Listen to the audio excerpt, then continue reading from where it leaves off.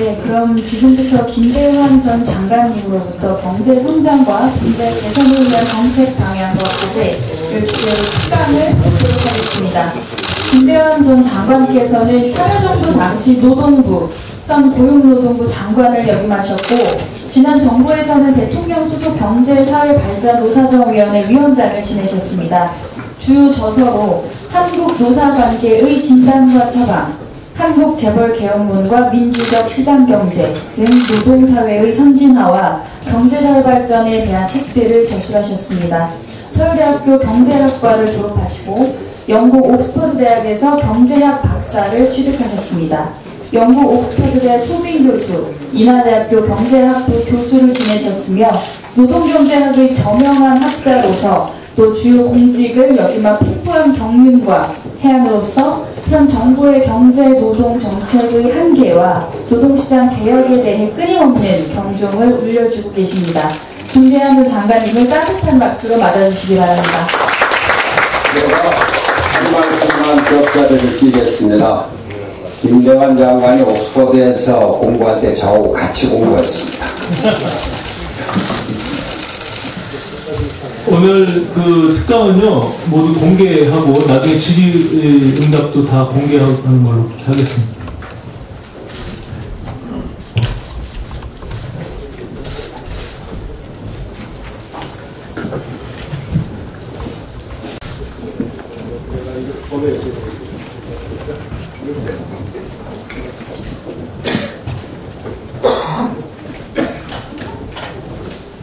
예, 안녕하십니까. 방금 소개받은 김대환입니다. 제가 이 정당 행사에 온 거는 거의 한 30년 정도 지난 것 같습니다. 바로 후보 독재에 맞서는 야당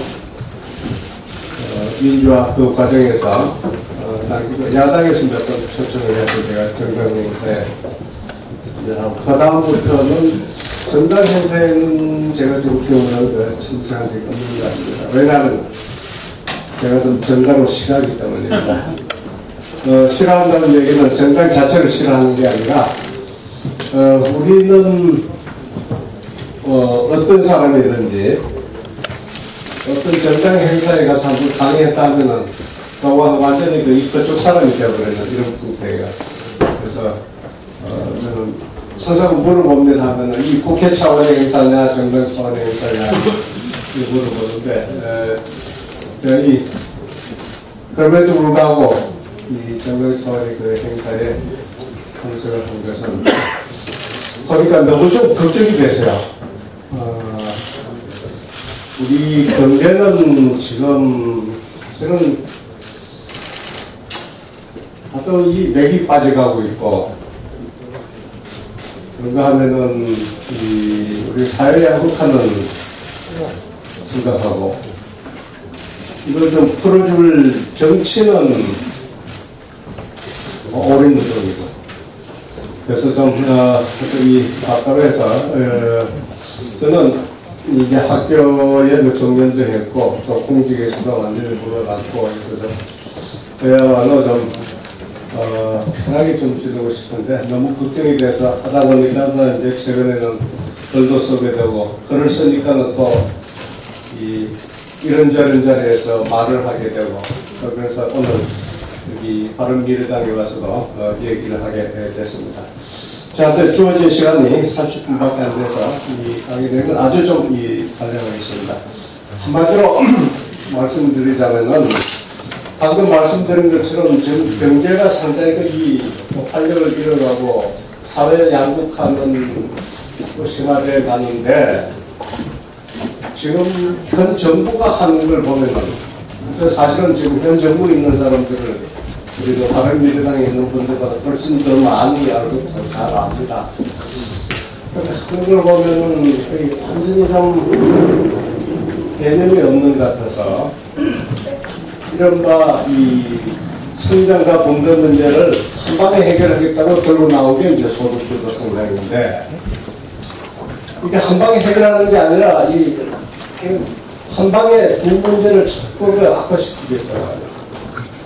그래서 왜 그러면 어떻게 할 거냐? 저는 뭐 평소에 소식이긴 합니다만 지금 현재 우리 경제 사회에서 성장의 동력을 살리고 이 불평등의 심화를 막는 방법은 노동개혁밖에 없다. 저는 그렇게 생각하고 있습니다. 좀 더 구체적으로는 우리 노동시장의 이중구조를 해소하는 그게 이 성장과 분배를 같이 해결해 나가는 길이다 이렇게 생각합니다. 제가 오늘 얘기는 사실은 그 얘기만 부족합니다만은 그냥 이 자료를 가지고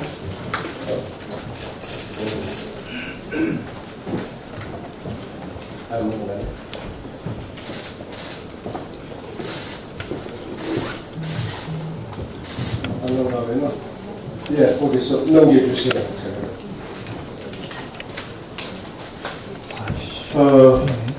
뭐 잘 아시다시피 이 경제에서 이 성장과 분배 문제는 우리 경제학계에서도 참 오래되고 많은 논의들이 있는 얘기입니다.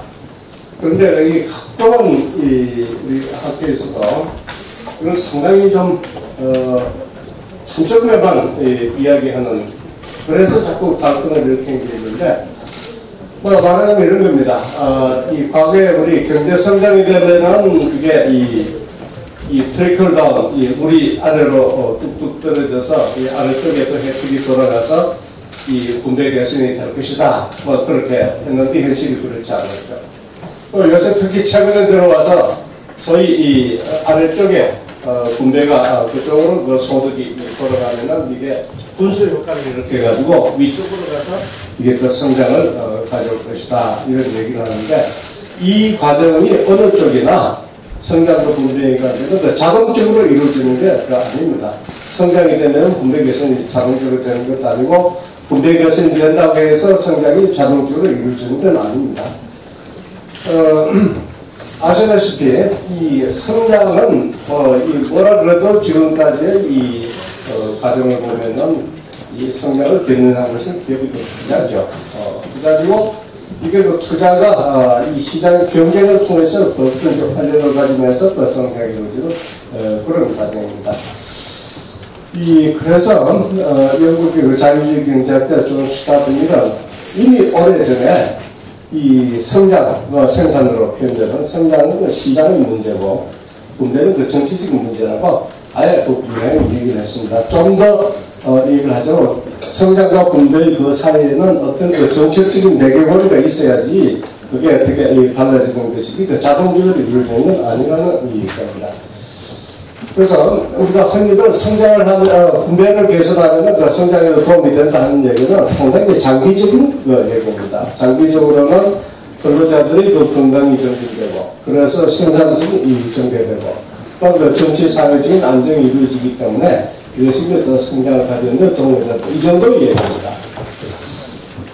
지금까지 이 경제학계에서는 대체로 통설은 이렇게 되어 있습니다. 결국은 이 분배를 통해서 성장을 하느냐, 성장을 통해서 분배를 하느냐, 이런 얘기를, 너무 단순적으로 볼 것이 아니라, 그러면은, 결국은 이 지금 현재의 상태에서 분배를 한다고 해서 이 성장의 효과보다는 성장을 해나가면서 거기에서 이 정책적인 과정을 통해서 분배를 개선하는 것이 현실적으로 가능하고 또 바람직하다. 대체로 경제학계에서는 이 정도의 그 통설이 되어 있습니다. 그런데 이 문제를 이제 앞에서 얘기를 했습니다만 이 한방에 해결하겠다고 지금 이 정부가 들고 나온 게 소위 그 소득주도 성장이라는 건데 저는 뭐 뒤에서 얘기를 드리겠지만 소득주도 성장 용어 자체가 성립이 안 됩니다. 논리적으로. 그래서 항상 저는 이제 다운표를 하거나 소위 소득주도 성장 이렇게 얘기를 하는데 제가 이 칼럼서가 하면은 이 신문사에 보내면은 그 앞에 자꾸 지워요. 앞에 그 소위 이른바 해놓으면 아마 그 글자 수 조정하려고 그런지 모르겠지만 그걸 자꾸 지워가지고 그런데 전 경제학자의 한 사람으로서 이건 그 용어 자체가 성립이 안 되는 거다.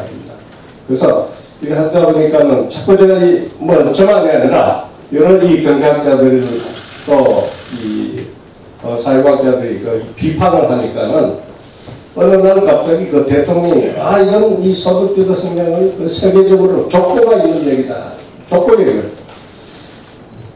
그래서 제가 이 족보를 한번 이거 구태하고 따져보면 이런 얘기가 됩니다. 이게 우리가 그 지난번 보면은 그 레이거노믹스나 소위 이 대처리즘에서 하는 게 경기가 안 좋을 적에 경제 성장을 위해 가지고 이 조세 감면을 하거나 조세 환급을 하는 그런 정책이 있었죠. 그런데 이게 사실 그 성장에는 영향을 상당히 영향을 미쳤습니다. 그런데 하다 보니까 이것이 조세 감면을 하게 되면 결국 고소득자들이 감면 혜택을 더 많이 받게 됩니다. 이제 군대적으로는 거의 부의 효과죠. 그래서 여기에 문제를 가지고 이 소위 레이거노믹스와 같은 그 신자유주의적인 조세 감면 정책은 문제를 악화시킨다.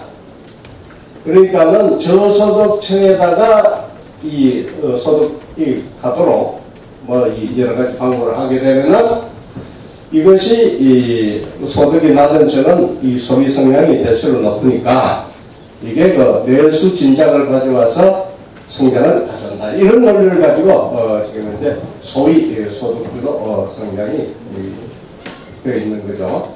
그런데 이것을 선도하는 그 족보를 찾아보면은 아주 이 1970년대 그 서구에서 소위 말하는 인컴스 폴리시, 이 소득 정책에서 그 연원을 찾을 수가 있겠습니다. 제가 좀 자세한 설명을 생략하겠습니다.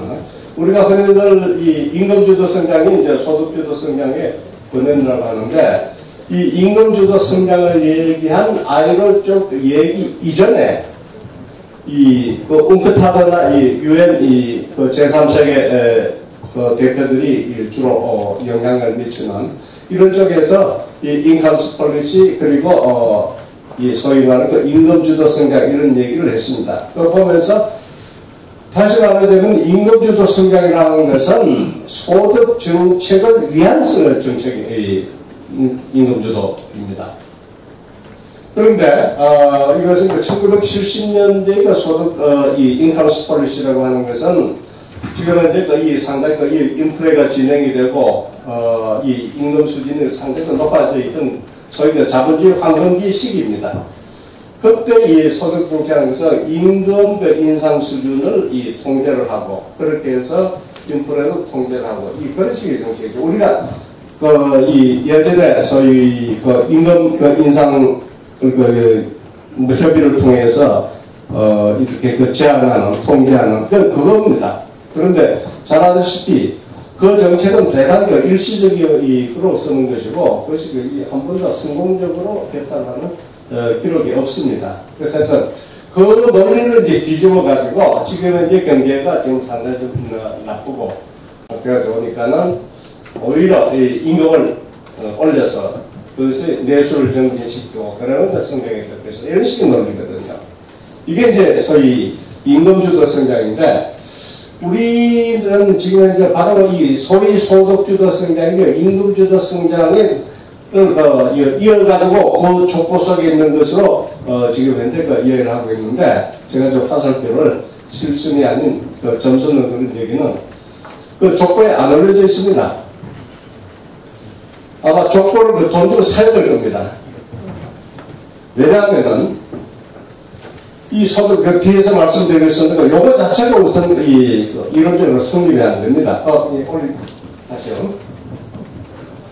이게 보면 저는 임금주도 성장을 좀 더 확대해가지고 좀 상당히 좀 과장한 이 이론이 아니라 이 패러디에 불과하다. 그것도 소위 말하는 상당히 정치적인 의도로 수입된 그런 얘기다.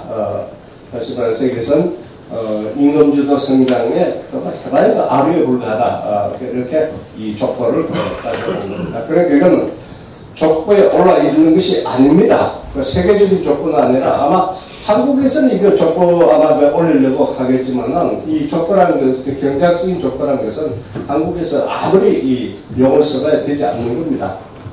그렇죠. 그래서 이거를 제가 이제 자꾸 이 비판을 하니까는 뭐 족보까지 있다 맞다 이런 얘기를 하는데, 그래서 그렇다 치고 한번 그 소득주도 성장하는 것을 한번 내부적으로 들여다보면은 이게 바로 이런데, 첫 번째 방금 얘기 들었다시피 이게 말이 안 됩니다. 개념이라는 것은 이 개념이 논리적으로 성립이 돼야 되는데, 소득주도 성장이라는 것은 소득이 전대가 성장이고 성장은 또 소득이 이 정도를 나타납니다. 같은 얘기입니다. 그래서 소위 논리학에서는 토톨리지가 되는 거죠. 이 동호반복의 이 개념 자체부터 성립이 되지가 않는 겁니다.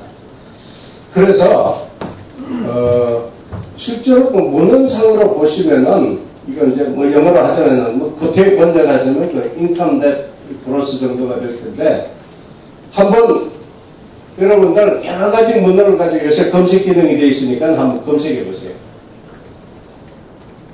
인컴 넷이라는 용어 자체가 이 성립이 안 됩니다.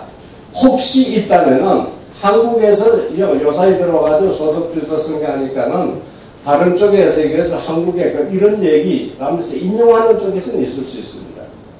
그래서 저도 이 옹크타드, 아예로 이런 문헌들을 최고 문헌들을 소위 검색 기능을 통해서 한번 검색 한번 해봤어요.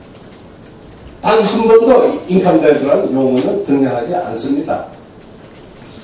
그런데 왜 이게 우리나라에 들어와서 하냐면, 이게 상당히 정치적으로 매력적인 중독성이 있습니다.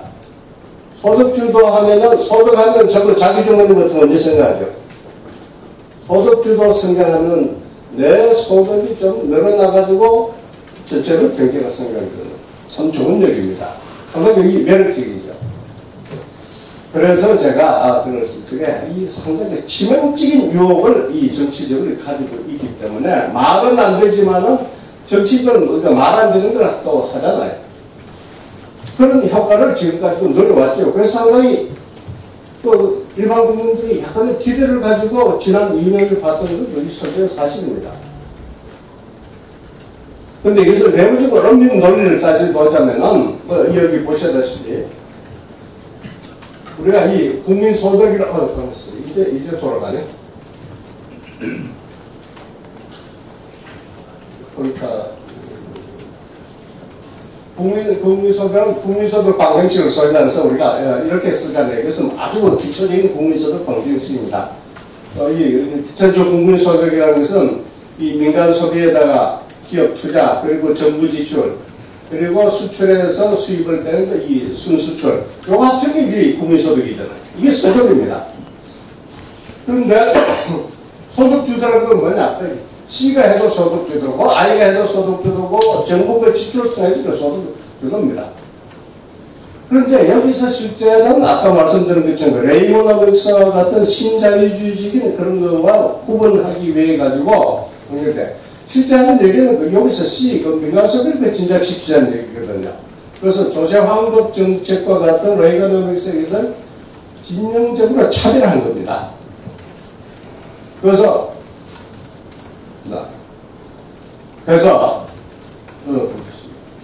두 번째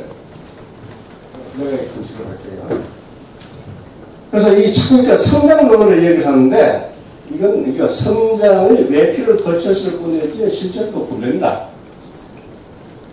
그리고 유성민 의원이 언제 이 소득주도 승리학 언제 한번 신문을 보니까 이거 무배론이다 아마 이렇게 지적을 하니까는 참여정부 때 정책실장을 조금 잠깐 했던 이정우가 또 다른 쪽에서 이건 성장론이다 또 이랬거든요. 그래서 제가 보니까 안 됐어요. 이거는 성장의 외피를 걸친 분배론이다. 제가 그렇게 얘기를 한 겁니다. 이름은 성장이라고 했는데 실제가 이렇게 서로 분배죠. 방금 얘기했던 그런 얘기입니다. 그런데 상당히 정확한 분배 정책입니다. 다시 말해서 저소득층 소비 성향이 높기 때문에 저소득층에 무슨 이 방법이든지 소득을 이전시키면은 그게 내수를 진작시켜 성장으로 나타나는 이런 논리죠. 그래서 유일한 논리적인 근거는 저소득층이 고소득층보다 더 소비 성향이 높다는 것밖에 없습니다. 자, 그런데 그럼 이 경향성입니다. 우리가 그 소비 성향이라고 하는 것은 이 경향성을 얘기를 하는 거죠. 이런 식으로. 그거는 이 실제 그 경제의 그 구체적인 그 상황과 이 조건이 어떠냐에 따라서는 상당히 달라질 수밖에 없죠. 근데 내가 봤을 적에는 굉장히 약한 연결을 그럽니다. 성장과의 연결이 있다고 한다면 그래도 있다고 한다면 굉장히 더 약할 겁니다. 특히 우리와 같이서는 저소득층들의 가계부채율이 굉장히 높습니다. 여기에서 추가적으로 약간의 그 이전소득이 뭐 정부가 좀 지원한다든지 했을 적에 이것이 물론 이 소비로 나타나는 부분도 있겠지만 이 가계소득이 높을 적인데 일단 가계부채를 조금이라도 끄는데 제일 먼저 그 지출을 할 겁니다. 그리고 또 저소득층의 경우에는 이 소비 패턴이 저런 그 생필품에 대한 이 소비가 높죠. 그런데 우리 생필품들은 지금 그 해외에서 수입되는 겁니다.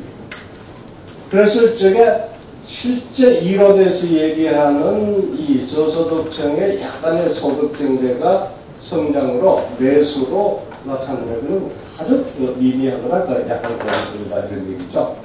우리가 내부적으로 인정하고 보더라도 그런 얘기입니다. 그러면서 실제 그 정책을 하면서는 우리가 현실에서 나타났듯이 우리가 이 저소득층 하면은 대체로 우리나라에서는 그 저임금 근로계층 그리고 생계형 자영업자 우리가 그 직업이 없는 이 실업자들은 또 말할 거예요. 이런 쪽입니다. 그렇죠? 이런 쪽인데 실제로 이걸 하면서 정책이 어디로 갔습니까? 근로자들한테 주로 갔습니다. 저임금 근로자들한테 갔죠. 이 최저임금 같은 거. 왜냐하면 이건 이게 노조에 가입했든 안 했든 이 근로자라는 것은 조직이 이 생계형 자영업자들 이 최저임금 한 번에 만원내니까는 이 죽겠다고 그랬죠. 그래서 그 자영업자들은 조직화되어 있지 않은 사람들을 그렇게 앞으로 하게 되니까 이 일부 언론에서 얘기했듯이 그 생계형 자영업자도 그 투수가 될 수밖에 없는 그런 상황으로 몰고 갔습니다. 이 정치적으로 노동계에 대한 그런 이 정치적인 경향성이 있었다는 거예요. 그래서 실제로는 이 저소득 계층이었지만 이 근로자 노동계층에 집중되어 있는 그런 정치적인 경향성을 가지고 이것이 집중이 됩니다. 그래서 하다 보니까는 이제 자영업자 문제 나타나니까 또 부랴부랴 한 게 뭡니까? 뭐 카드 수수료 정부가 인하라고 딱 하겠죠. 그러니까는 카드 회사들은 우리가 금융이나 금융 쪽은 정부가 뭐라고 하면은 벌벌 떱니다. 그 얘기를 할 수가 없죠. 그리고 나누죠. 그러면 또 대한민국과 그 회사들은 이 부담을 어디론가 하여튼 좀 완화를 시켜야 될 거 아닙니까? 결국은 어디로 가냐면 이 카드 모집 하시는 분들과 같이 임금 계층들이 결국 그 부담을 가지고 있다는 거예요. 이 경제라는 게 이렇게 돌고 도는데 여기에 대한 그 기본적인 이 관점이 없습니다. 노동시장에 대한 종합적인 사고가 결여져. 지금 사실 이 정부에서 노동시장 전체를 좀 바라보고 고민하고 하는 사람이 누가 있는지 모르겠어요. 대통령은 분명히 아니고 대통령이 자꾸 이야기를 자주 하니까 우리가 중재할 수 있는 거 아니고 고용노동부 장관 지금 두 번째지만 처음엔 노조만 바라보고 있는 사람을 고용노동부 장관 시키더니만은 죄송합니다. 지금 관련 출신이긴 하지만 제가 노동부에 있을 적에 또 같이 일을 했던 청와대만 쳐다보고 있어요. 노동시장 전체를 바라봐야 될 거 아닙니까? 그러면서 고민을 하고 정책을 고민하고 해야 될 텐데 그런데 청와대에 누가 있느냐? 없어요. 지금 실제로 청와대에 일자리위원회도 있고 어떤 그래도 뒤에서 제가 언급할 겁니다만 이 문제를 종합적으로 전체를 바라보면서 고민하는 사람이 없습니다. 제가 봤을 때. 그 다음 문제입니다. 특히 우리 소위 소득주도 성장을 해서 우리와 같이 이 수출 경제, 수출주도 경제에서는 이 적용이 되지 않는 겁니다. 요즘 이 곧바로 이렇게 이 원가 상승으로 나타나고 이게 대외 경쟁을 약화한다는 것은 누구나 알 수 있는 겁니다. 그래서 제가 이런 얘기를 하니까는 이 소위 이제 지보를 자처하는 쪽에서 아니다. 우리 수출품은 지금 현재 상당히 기술 집약적이기 때문에 뭐 이 최저임금 통해서 이 단가 좀 오르더라도 이건 뭐 충분히 이 경쟁할 수 있어요. 정말로 이게 탁상공론입니다. 지금 현재 해외 수출 시장에서 중소기업 수출업자들이 10센트, 20센트 원가가 올라가지고 수출시장에서 판판이 깨지고 있습니다. 그리고 1달러, 2달러 그 차이가 문제가 아닙니다. 그 1, 20센트가 차이 나더라도 그 수준을 거의 받을 수 있고 이 수준을 받지 못하는 아주 살벌한 수출 시장의 그 상황을 전혀 모르고 하는 것입니다. 지금 한번 그 수출하는 그 중소기업 하시는 분들 주변에서 한번 물어보세요. 전부 이거 단가 문제 때문에 과거에도 그 링에 오르면은 이겼는데 이제는 그 링에 오를 엄두도 안 난다. 이런 얘기를 하고 있는 이 사실입니다. 그래서 이게 상당히 우리 사회에서 고질화된 진영 논리를 가지고 소위 그 성장 논리를 끼워 맞추려고 하다 보니 이런 게 나왔는데 이게 우리가 좀 점을 따져보면은 제가 아까 말씀드린 그 웅크타드의 그런 이 보고서가 종합된 게 나온 게 2010년입니다. 그러니까 ILO에서 이 임금주도 성장 이게 정리돼서 나온 게 2012년이에요. 그래서 이거를 이그제지 레이트 확대를 해서 이런 것도 가능하지 않나 하면서 국내에 이 논문이 나온 것이 2014년입니다. 그래서 그 논문의 이 저자를 물론 외우고 있습니다만 제가 노사정이 일어날 적에 아침에 그 조차들은 제가 초대를 해서 그 이야기를 들어봤습니다. 시켰습니다. 그 대단히 이런 걸 가지고 한번 해볼 수 있지 않겠나? 이 정도의 생각이었습니다. 그런데 이게 완전히 이 진영화돼가지고 특히 지난번 아주 이 황망중에 치러진 그 대선 과정에서 이게 이 구호로 이 공약으로 그것도 제일 그 위쪽에 공약으로 제시되고 그러니까 지금 현재 여기서 이 문제가 이 심각성을 알고도 발을 빼기 좀 힘들게 되어버렸어요. 그래서 여기에서 이거를 제대로 인정을 하고 이 기저전환 할 수 있느냐 없느냐 하는 것은 저는 그 지도자의 용기 문제라고 생각을 합니다. 자신이 없으면 그 전환을 못합니다. 용기가 없으면 바꾸기 수정을 못하죠.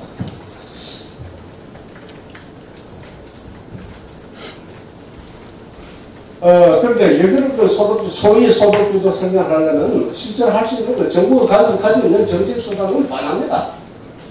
우선 그 조금 직접적으로 내용에 개발할 수 있는 게 최저임금밖에 없습니다. 아주 엄밀하게 얘기를 하자면은 최저임금도 정부가 바로 최저임금도 결정할 수는 없어요. 그러니까 그 위원회를 통해 가지고 여기 이 위원회는 최저임금위원회는 우리가 흔히 하는 노사정이 아니라 노사공 정부가 빠져 있습니다. 그럼에도 불구하고 여러 가지 이 경로를 통해 가지고 정부가 그렇게 영향을 미치죠. 사실. 청와대가 영향을 거기에 미치겁니다. 그래서 지난해 그 신주병 사고라는 이 배경을 말이죠.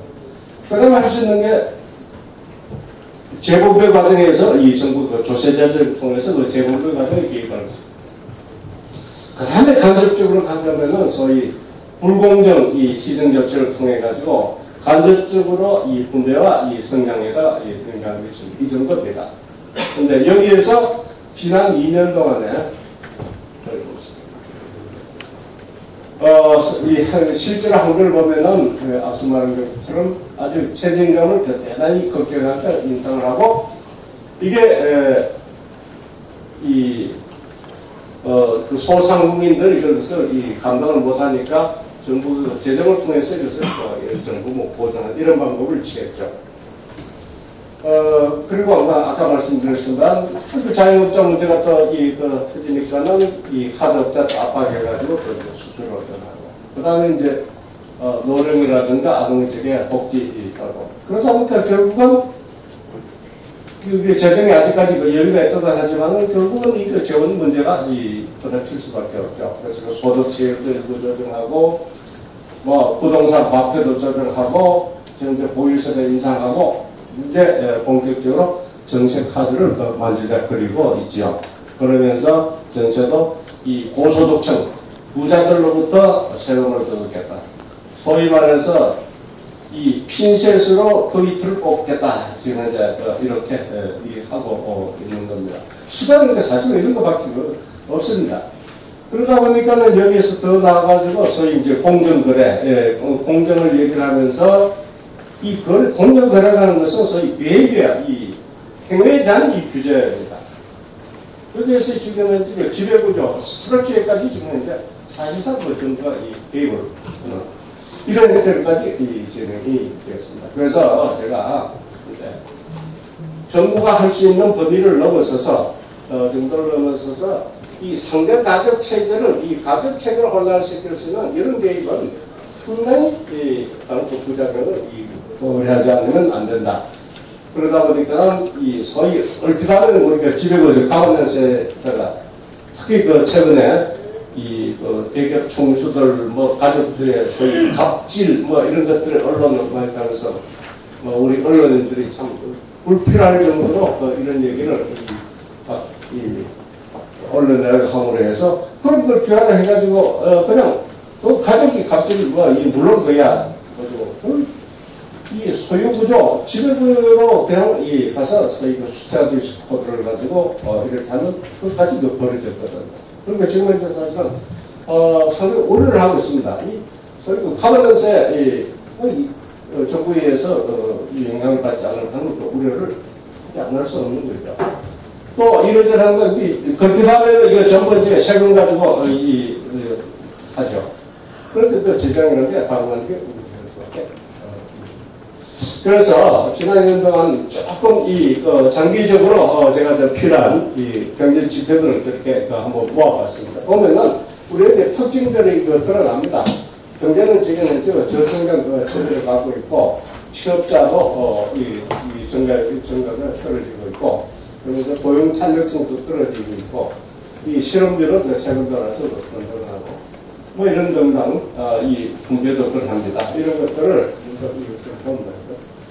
우리가 생산, 투자, 소비가 지금 상당히 좀, 최근에 와서 조금, 투자는 조금, 적극적이긴 합니다만은, 여기에다 보니까, 최근에 언론에서 이렇게 표현해야 돼요. 성장률은, 최저치로 떨어지고, 지갑은 얇아지고, 저축은 강화하는, 이런 경제 사용으로 되고 있죠. 그러다 보니까는, 2010년, 18년, 여기도 보니까는, 자영업자 이 소득을 기업 소득에 포함했을 적에 이 기업 소득의 증가 속도가 노동 소득의 증가 속도는 반 되는 그런 것입니다.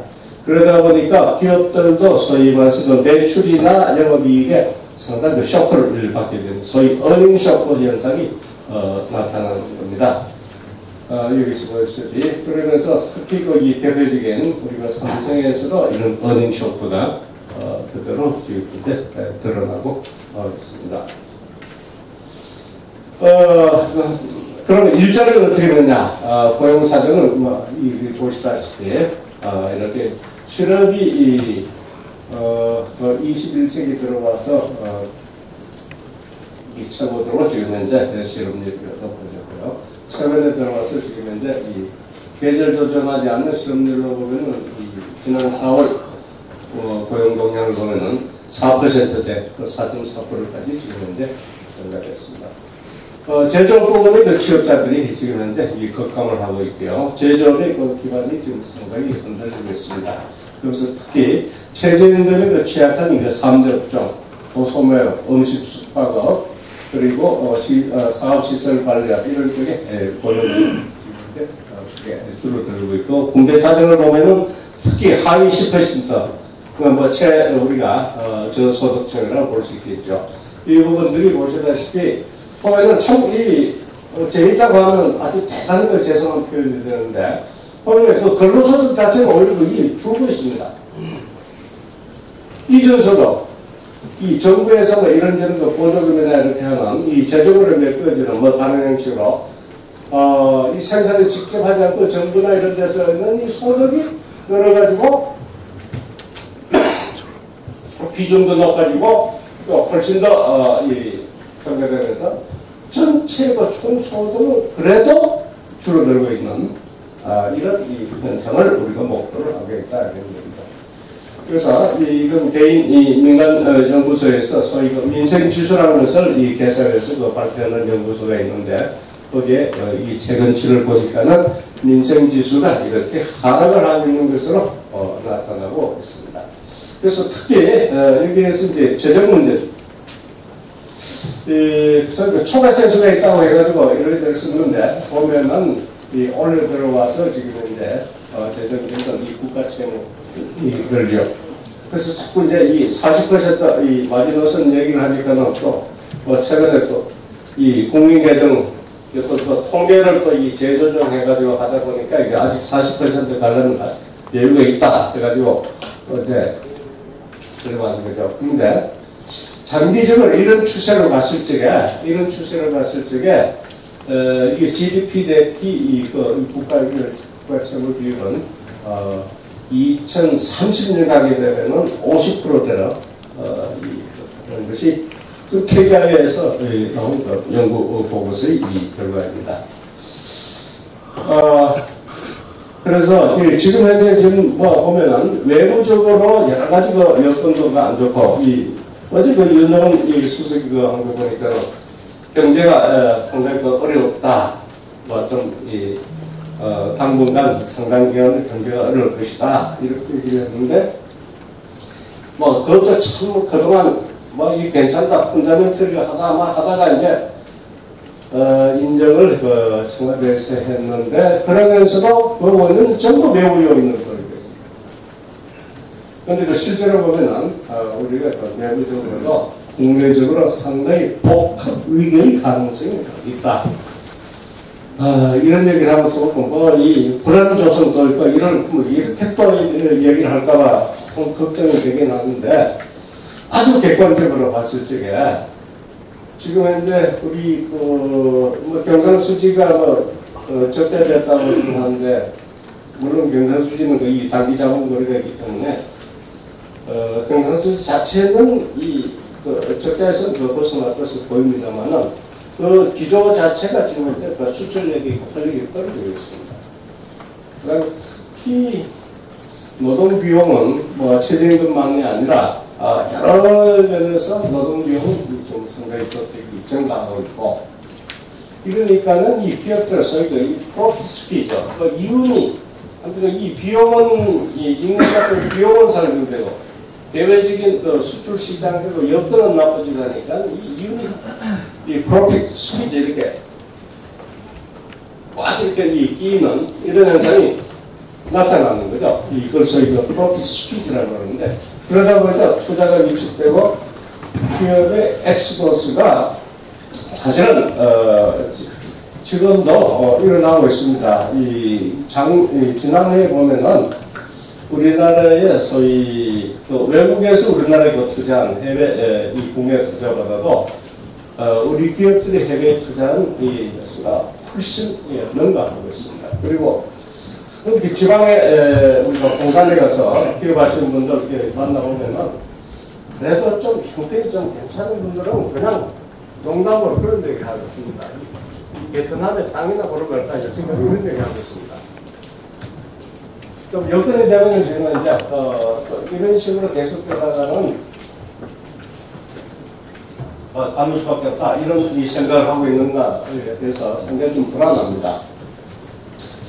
우리가 성장 전망치를 좀 계속해서 지금 이제 하향 조정을 하고 있죠. 그래서 2% 되는 이제 일단 여기까지 이제 나오고요.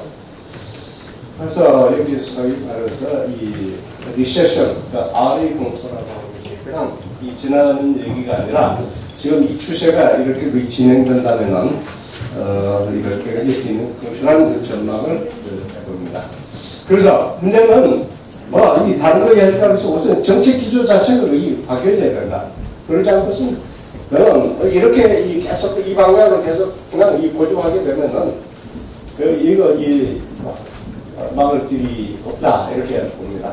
그래서 제가 뭐 다른 쪽에서도 얘기했지만 혁신 성장, 우리 정부가 소득주도 성장, 뭐 공정경제 이거를 모토로 내걸었는데 이거 자체를 바꾸는 얘기입니다. 혁신의 성장. 이왕 그 소득주도 성장 가지고 괜히 그 분배를 성장이라고 우기지 말고 이건 당당하게 분배 개선으로 하자는 얘기입니다. 그리고 혁신 성장과 분배 개선을 매개할 수 있는 고리가 뭐냐? 지금 이제 우리 여건에서 찾아보면 노동개혁밖에 없다. 노동시장 이중구조 협판 거부밖에 없다. 이런 결론에 이렇게 되는 겁니다. 그래서 저는 이 노동개혁이야말로 성장과 분배를 잇는 가계가 되고 노동시장 이중구조 협판을 통해서 웃을 겁니다. 지금 이 정도 들어와서 뭐 이 여러 가지 이 노동개혁 위주의 여러 가지 정책들을 하는 것 같은데 정작 노동개혁이라는 용어는 사라진 지 오래고 제가 봤을 때 노동개혁 얘기를 의도적으로 자꾸 회피하고 있는 것으로 보여집니다. 왜냐하면 노동개혁이라고 하는 것은 노사가 우리가 뭐 이 법을 할 것도 있지만은 노사가 상호 양보와 이해가 없이는 이 노동개혁을 하기가 힘들거든요. 그러니까 노동계에도 입장으로 양보를 요구를 하고 사용자들 입장으로 양보를 요구를 해요. 그게 왜 그 사회적 대화고 실제로 특정의 운영을 책임이 있는 사람이나 집단은 이렇게 아주 껄끄럽지만 어려운 일을 해야 됩니다. 이게 개혁입니다. 그렇기 때문에 개혁이라는 것이 혁명보다 더 힘들다고 하는 거거든요. 혁명이라고 하는 건 이것저것 묻지 않고 그 힘으로 왜 한쪽 방향으로 몰고 가면 됩니다. 그래서 이 개혁 이야기 하지만은 그 실질적으로는 그 아주 그 정확한 혁명적인 그 사고를 하고 있는 게 아니라 하나 의심이 들 정도로 노동개혁이라는 것이 지금 현재 사라지고 있습니다. 그래서 지난 4월 말에 언론에서 포럼에 가서 제가 이 노동개혁 얘기하는데 노동개혁이 사라지고 있다는 거예요. 제가 이 얘기를 한 이유도 거기 있습니다. 그래서 우리 지금 이 노동개혁의 노동시장 이중구조를 해소하거나 완화시켜야 되는데 우리 노동시장의 이중구조는 상당히 중점적으로 이루어져 있습니다. 하나는 기업 규모에 따라서 대기업과 중소기업, 하나는 종사장의 지위에 따른 정규직과 비정규직에 따라서 이게 지금 현재 있고 대기업 정규직과 중소기업 비정규직 이 사이에 아주 팽팽한 이런 격차들이 보이고 있는 것이죠.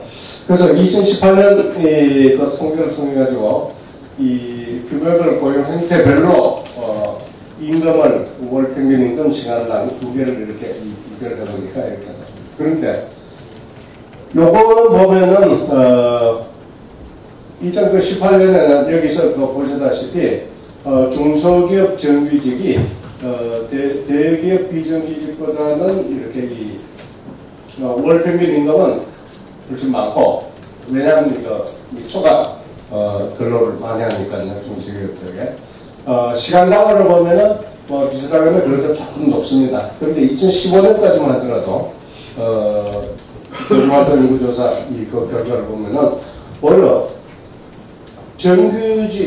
이 대기업의 비정규직이 중소기업의 정규직보다도 임금 수준이 더 높은 그렇게 나타났습니다. 이게 특히 최근에 와서 이 급격한 이 최저임금의 인상이라고 하는 것이 이 지위를 이제 더 바꾸는 그런 이 효과를 가져왔다고 보여집니다.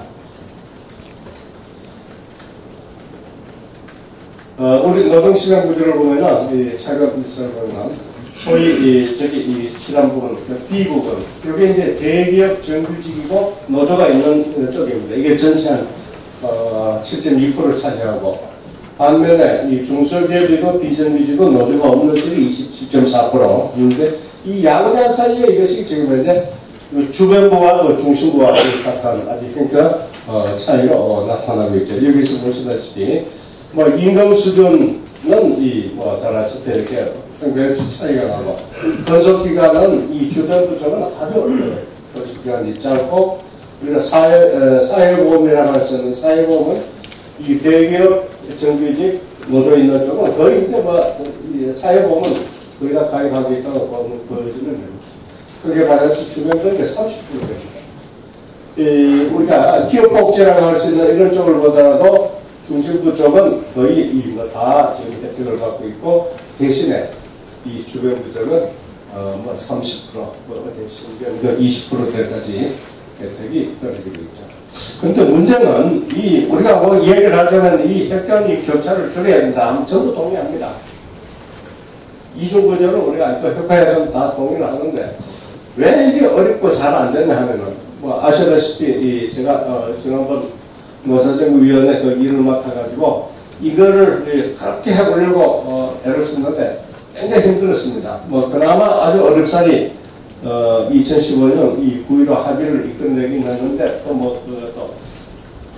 공정으로 좀 날아간 상태인데, 왜냐하면은 우리 노동시장의 이중구조는 우리 노사관계 이중구조하고 크게 맞물려 있습니다. 같은 동전의 양면입니다. 보시다시피 이 대기업 이 중앙차원 중앙차원의 우리가 노조들을 보면은 대단히 정치적입니다. 대기업 그죠.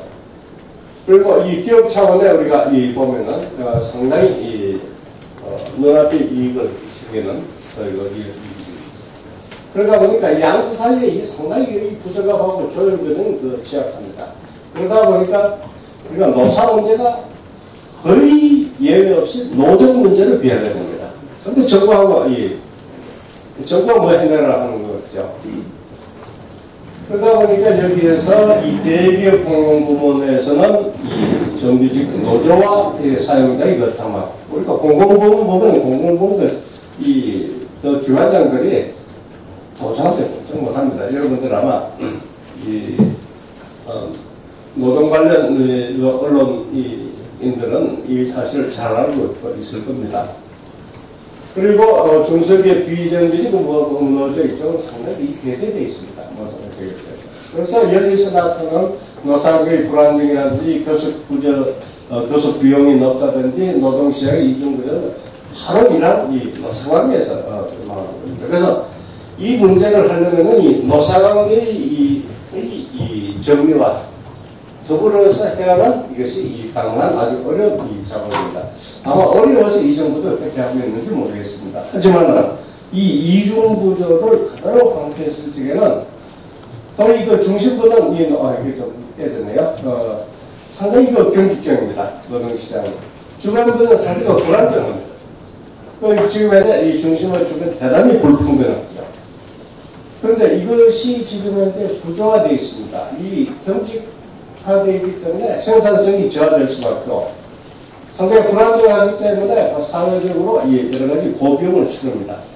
그러니까 이게 효율이 떨어질 수밖에 없습니다. 그러니까 불평등과 비효율이 상당히 구조화되는 이런 관계입니다.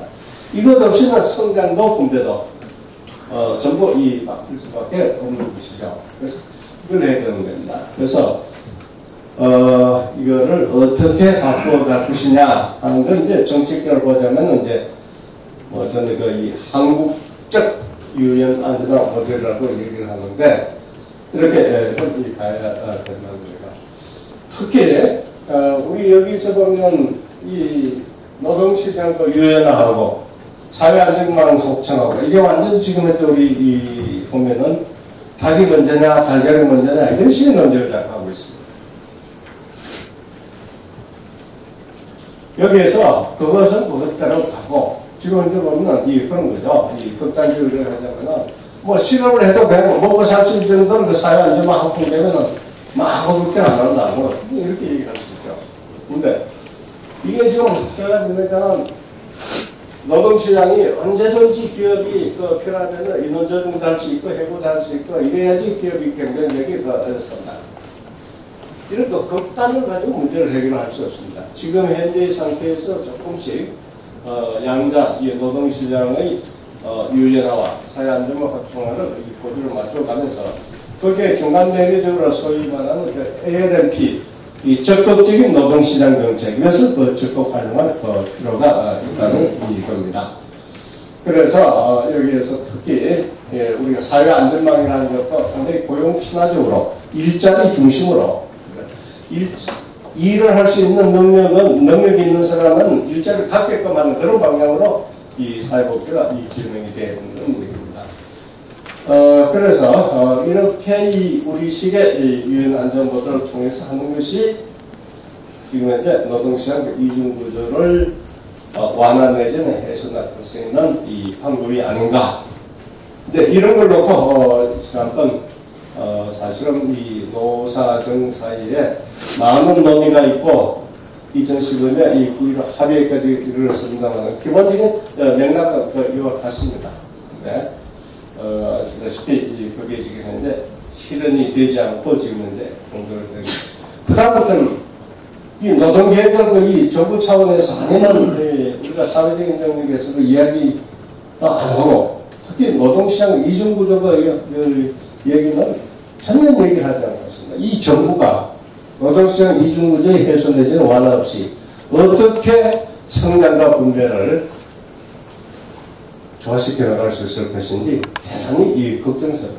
그래서 한 방에 해결하겠다고 가져오는 이 소위 소득교조 성장이 이 엉터리고 이 엉터리를 빨리 내려놓고 노동계획을 나가야 됩니다. 그래서 거기 그 아이디어는 다 나와 있어요. 그래서 보면은 우리가 지금까지의 이 관행으로부터 고용 형태는 다양하게 하고 이 임금 체계도 직무 숙련의 임금 체계로 바꿔놨고 근로시간 단축하고 플러스 탄력 근로시간제를 적극 활용을 해야 합니다. 그리고 사회안전망도 확장하고 숙련 형식을 기업에 맞는 소위 폼 스페시픽이 아니라 보편적인 그런 훈련 제대로 가야 되는 것이죠. 그래서 이렇게 지금 가야 되는데 보면은 뭐 이 다른 얘기고 지금 현재 보면은 이와 관련해서 그 정부나 하고 있는 거 보면 사실은 답답합니다. 왜 답답하냐면은 본질적으로 필요한 거는 하려고 하지 않고 그냥 지역주도 말단적인 거 뭐 설득문제 지금 현재 뭐 흩임을 쓰고 있단 말이에요. 그 대표적인 게 최저임금 가지고 지금 문제가 되고 있으니까는 최저임금 이 결정 방식을 이 구간설정위원회를 또 만들어가지고 하겠다. 누가 이런 발상을 했는지 참 안심스러워요. 그게 무슨 도움이 돼요? 오히려 임금 협상을 최저임금의 결정을 놓고 이 노사가 이 부딪히는 것을 한 번이 아니라 두 번으로 늘리는 것밖에 되지 않고 어차피 구간이나 구간 설정이라는 것은 노사가 서로 협상을 전제로 하고 가지고 나오는 거죠. 그러면서 그 정책을 더 좁혀나가면 지금까지 우리가 최저임금에 대해서도 반응이 있습니다. 그런데 구간 설정위원회도 무슨 계획이냐? 그래서 제가 그랬습니다. 이거 완전히 누군가 이거 책임 회피하려고 하는 거다. 이 최저임금 위원은 자기 그 책임성을 가지고 객관적으로 그렇게 맞는 거 이 수치도 제시하고 양보할 거 양보하고 받아들 거 받아야지. 이제 구간설정위원 한다면은 현실적으로 보십시오. 하한선을 설정하는 게 이걸 놓고요. 얼마나 많이 싸우겠습니까? 우리가 이 한선은 뭐 이게 0에서 10% 하는 거 하고 말이죠. 3%에서 7% 하는데 이게 전혀 다른 얘기입니다. 그래서 이거 조금 현실적인 감이 있는 사람이라면은 여기도 발상을 안 할 텐데 여기 답답하단 말이에요. 이것도 그 위원회 하는 것도 예산 들어가고 국가 재정 들어가고 물론 그 돈은 안 들어가겠지만 괜히 행정의 낭비요 또 그리고 이게 최근에 와가지고 뭐 선거 때가 가까워 와서 그런지 정년을 60세로 연장한 지가 우리가 법적으로는 제가 기억할 때 2013년이죠. 그 지금 현재 이 겨우 10년도 안 됐는데 말이에요. 이게 65세를 지금 하겠다는 거죠. 그보다 이 경제부총리가 이걸 자꾸 들고 나오는데 저는 암만 논리적으로 생각해도 이해가 안 돼요. 이거 선거에서 이 나이 많은 사람 표 들려고 하는 거 그 외에는 제가 경제 논리적으로 경제 사회 논리적으로 이해가 안 됩니다. 사실은 우리가 60세 정년 연장할 적에도 우리 국회에서 좀 더 신경을 쓰고 좀 더 친밀하게 해줬으면 하는 그런 아쉬움이 또 있었습니다. 왜? 우리가 법으로 이 정년 연장을 하면은 그 정년을 안 지키면 그 처벌을 받게 되어 있습니다. 그렇다면은 우리가 정년 연장하는 대신에 임금 피크제라든지 이렇게 보안장치 같이 해야 돼요. 제가 일본 얘기를 자꾸 하는데 말이죠. 정말 그 제대로 모르는 생각 안 했어요. 일본은 법을 먼저 정년 연장을 해놓고 한 게 아닙니다. 그냥 이렇게 기업 활동, 시장 활동 하다 보니까 우리 그렇잖아요. 이제 나이가 어느 정도 됐는데도 상당히 능력도 있고, 이 돌론 능력도 있고, 또 유능하고 하면은 그냥 그만 가운데 없이 너 좀 더 일을 주십시오. 이렇게 되는 거 아닙니까? 실제로 저 안산 중물공장에서 저런 데 현장에 가보면요. 그쪽에 젊은이들이 안 가기 때문에, 산적적으로 안 가기 때문에 연세 많은 분들이 그 일하는 공장 굉장히 많습니다. 다른 인력을 못 구하니까는 그렇게 하거든요. 이런 등등해서 시장에서 이런 것들이 자꾸 굳어지고 확산된 다음에 사고적으로 법적으로 그런 것을 규정하는 것이 진짜 자연스럽게 이렇게 맞습니다. 지금 우리 65세까지 해보세요. 그러면 예외 없이 전부 65세까지 전부가 임금 주고 일시켜요. 왜 이렇게 이 경제가 이 모양이고 지금 우리 노동시장이 이렇게 이 모양인데 왜 이런 발상을 하는 건지. 그래서 제가 아무리 논리적으로 생각도 안 되니까 정치라고 죄송합니다. 이게 정치하시는 분들한테 정치를 아주 이 엉터리라고 하죠. 정치는 안 되는 것도 막 이게 웃기면 되잖아요. 그래서 이 정치적인 논리와 외에는 저는 별로 찾을 필요 없습니다. 이런 식으로 접근해서 안 되는 거죠.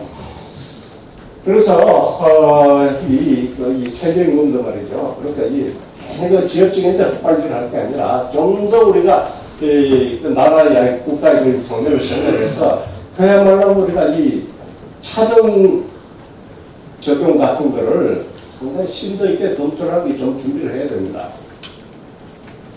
뭐 지역별 하면은 지금 현재 우리 상태는 뭐 좀 차별하면 이건 차이하면은 바로 차별로 막 해가지고 하기 때문에 힘든 부분이 있습니다만 그렇기 때문에 이렇게 준비를 해야 됩니다. 그리고 특히 임금 같은 거를 말이죠. 뭐 최저임금이든 뭐든 이거를 국가 재정으로 세금으로 보전하는 것은 이건 하수중의 하수입니다. 나중에 이거 어떻게 감당하냐는 거예요. 임금 이 가격 체계를 그렇게 함부로 건드려서는 감당 못합니다. 이 가격 체계 혼란에서 이거는요 분대를 풀어도 막지 못합니다. 이 혼란은 우리가 보면은 사회주의 내국주의에서 자꾸 시장 통제하면요 이 북한이 그 장마당 심이잖아요. 엄밀하게 얘기하면 블랙 마켓입니다. 그러니까 사람들은 그렇게라도 해야만 또 살아가야 되니까 자꾸 하게 돼 있거든요. 그래서 가격 체계를 이렇게 함부로 건드리면 안 됩니다. 그럴 때는 그 어딘가든 자꾸 이 정부가 돼야 되는데 정부가 할 수 있는 게 있습니다. 그 압력을 해가지고 예를 들면 뭐 카드 업자들 압박을 해서도 들을 수 있는 게 있지만은 이게 모든 가격 체계를 정부가 또 뭐는 하고 이렇게 압박을 해서 이건 군대를 풀어도 안 되는 겁니다. 저는 시장의 문제를 그렇게 만만하게 봐서는 안 된다고 합니다. 그래서 정의하겠다면은 지금 현재 이 최저임금 때문에 사실은 큰 문제가 아닙니다. 여러 가지 문제가 있으니까 이걸 재정으로 지금 현재 보존하고 있는 부분 올려다 보니까는 거의 3등하라 이렇게 끝났대요. 이거를 앞으로 일정한 기간을 두고 어떻게 이 민간 부분에서 높여나갈 수 있을 것인가? 민간 부분에서 높여나갈 수 있을 것인가? 이게 그 단계적으로 이거를 흡수를 해야 됩니다. 시장에서. 그러면은 그동안에는 그렇구나 저임금자들 그 생활이 어렵다면은 세금을 가지고 지원한다면은 이렇게 임금을 지원할 게 아니라 소위 EITC 제도 있지 않습니까? 우리 나서 근로장려세제라고 이런 붙여 있는데 이 방식으로 활용하는 겁니다. 가격체계에 손대지 말고. 근데 사실은 이것도 문제예요. 제가 이거 하려면은 제대로 소득에 대한 평가가 좀 엄밀하게 제대로 파악이 돼야 됩니다. 이거 저도 행정을 해봤지만 말이죠. 정말 여기에부터 우리 행정이 또 추가를 해야 됩니다. 모든 걸 기본적으로 제대로 정확하게 파악을 하면서 가야 되는데 이게 사실 행정적으로 상당히 좀 부담은 됩니다만은 이런 방향을 가야 됩니다. 그 시간에 다 있기 때문에 그냥 이 얘기를 드리는 말이다. 그 다음에 특히 기업가 정신을 좀 고치시킬 수 있는 방안, 기업가들의 노력, 이걸 지금 현 상태에서 좀 고민해야 됩니다. 결국 경제를 움직이는 건요, 이 경제부총리가 움직이는 게 아니라 우리가 수많은 현장에서의 그 기업, 사가 협력을 해서 움직이는 겁니다. 그런데 제가 이 공단에 그때 가끔 와서 이야기해달라고 하면 말이죠. 기업가 정신이 지금 사기에 바뀌고 있습니다. 그래서 자꾸 이래서는 안 된다고 얘기를 해요. 그래서 제가 저희 내가 정부에 정책을 하는 사람도 아니고 근데 저한테 자꾸 이야기 좀 해달라고 했어요. 화를 냈습니다. 아니 기업하시는 분들이 경성도 있고 상공회사도 있고 이 경제단체들이 있는데 도대체 거기에서 제대로 역할을 해야지 그 뒤에서 자꾸 불평불만하면서 나 같은 사람한테가 아무 소용없다. 그래서 지금 현재 보면은 아까 좀 얘기했다시피 경제단체 지금 이제 정경련은 완전히 그냥 형사가 되어버렸고요. 경상도 초기에 양극화의 그 축이라고 대통령이 한마디 하는 바람에 지금 완전히 주눅이 붙어있고 상공회의소 이쪽에서 좀 있는데 좀 눈치 보고 있어요. 그래서 우리가 자본주의라고 하는 것은 왜 또 사회주의보다 그 생명력이 길게 지탱이 되어 왔냐 하면은 시장 자체가 자체도 그렇지만은 자유민주주의라고 하는 민주주의 체계와 결부되어서 역사적으로 전개되어 왔기 때문에 훨씬 더 생명력이 있으면서 자기 수정을 하면서 길게 온 겁니다. 저는 그렇게 생각합니다. 사회주의 체제라는 것은 이 민주주의 체제와 이 결합이 이루어지지 않고 왔기 때문에 생명력이 끊어가 짧았습니다. 처음에는 거의 기세를 올렸죠, 사회주의가. 그래서 그야말로 이제 이 정부 문재인 정부 들어서 저도 개인적으로 기대를 많이 했습니다.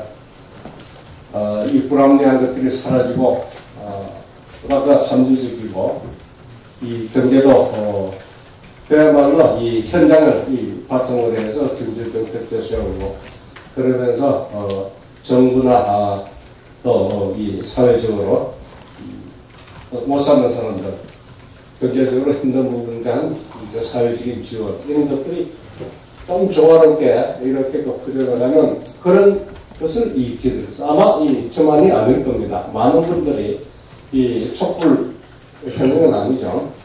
촛불 시위의 연장선상에서 탄생한 이 문재인 정부가 그러한 것을 해줄 것이라는 그 기대를 좀 많이 한 걸 알고 있습니다. 저 자신부터 그렇습니까. 그런데 지금 2년이 지나고 와서는 지금 이 시점에서 이 정책 기제를 바꾸고 저희는 이제 소주 이제 자꾸 내세우지 말고 이 노동계 가라. 이것이 저희 마지막 얘기입니다. 감사합니다. 제가 좀 시간을 많이 쓰고요. 네, 김대환 장관님 특강 잘 들었습니다. 이어서 질의응답과 자유토론 순서가 있겠습니다. 강의 내용에 관련돼서 질문하실 의원님들께서는 질문해 주시기 바랍니다. 이후부터는 오신환 원내대표께서 진행해 주시겠습니다. 네. 의원님들 자유롭게 말씀 주시면 될 것 같고요. 지금 전반적으로 소득주도 성장, 현 정부의 경제 방향과 관련해서 말씀 주셨는데요. 네, 이승민 대표님. 네. 예, 장관님이라고 부를까요? 선생님이라고 부를까요? 오랜만에 선생님 발표자라고 얘기하셔도 됩니다. 예. 처음에는 아무도 질문을 안 하는 틈을 이용해서 아까 저 말씀 도중에 대통령의 용기라고 그러셨지 않습니까?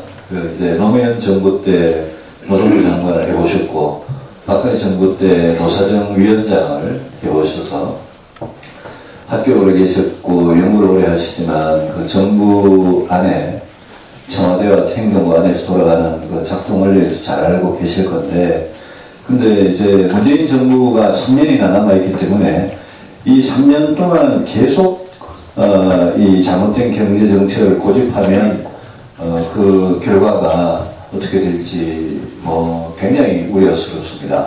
2년이 지나고도 벌써 우리 경제가 여러 군데에서 모든 게 대통령과 정부의 잘못은 아니지만 그래도 정부, 국가, 행정부가 끌어가는 역할이 굉장히 크기 때문에 저는 선생님 말씀하신 소득주도 성장 폐기하고 말씀하신 혁신성장과 또 노동개혁이 이렇게 같이 가는, 그렇게 진짜 이 대통령과 이 정부 또 여당이 갔으면 좋겠는데 실제 그렇게 정책 전환을 할 가능성은 굉장히 낮아 보인단 말입니다. 그래서 선생님께서 이거를 이렇게 전환을 하려면 어디서, 우리 사회 어디에서 어떻게 돼가지고 그런 게 과연 가능할지. 역대 정부가 정책을 하다가 한 2년 지나고 나서 경제 정책이 이렇게 획기적으로 바뀐 경우가 그 전에 정부에도 없었고 이 정부에도 없을 것 같고, 또 소득주도 성장이라는 게 이 네이밍 때문에 그런지 요즘은 여론 지지가 많이 떨어졌습니다만 초기에는 이게 여론조사를 해보면 또 지지가 굉장히 높은 정책이었단 말입니다. 그래서 그런 부분에 대해서 좀 저희들한테가 아니라 이 정부와 청와대와 대통령에게 이게 어떻게 해야 도대체 이게 바뀌는 건지, 청와대 인사들을 싹 그냥 교체를 하면 뭐가 바뀌는 건지, 아니면 대통령 머릿속에 완전히 잘못된 게 인풋이 돼가지고 바뀌기가 힘든 건지, 그런 부분에 대해서 좀 솔직한 말씀을 해주셨으면 좋겠습니다. 제가 지금 이승민 대표님 말씀 주신 걸 좀 추가해서 지난 2년 동안 그 이전에는 사실은 현 정부가 지금의 경제가 굉장히 어려운 것을 과거 이명박 박근혜 정부의 10년 동안의 잘못된 경제정책으로 인해서 오는 그런 후유증이다라는 이야기들을 굉장히 많이 해왔거든요. 근데 지금 2년차 시점, 이제 3년차로 넘어가는 지금 시점에서 지금의 현재 한국의 경제 상황을 과연 그렇게 볼 수 있는 것인지, 아니면 지금 장관님 말씀하신 소득주도 성장, 현 정부가 추진해왔던 그거의 결과치가 지금 3년차 가는 지금 현 시점의 대한민국 경제의 상황을 그렇게 만든 것으로 봐야 되는 것인지, 이것도 한번 같이 좀 진단을 해주시면 좋을 것 같습니다.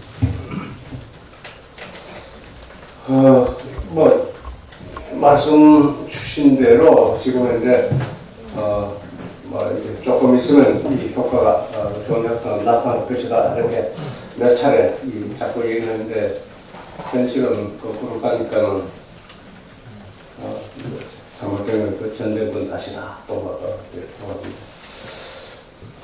이제 2년이 지난 이 시점에서 전쟁도 탓하는 것은 아마 이 전문가들만 아니라 우리 일반 국민들도 또 내로남불하겠네 이렇게 지금 현재 인식을 하고 있는 것 같습니다.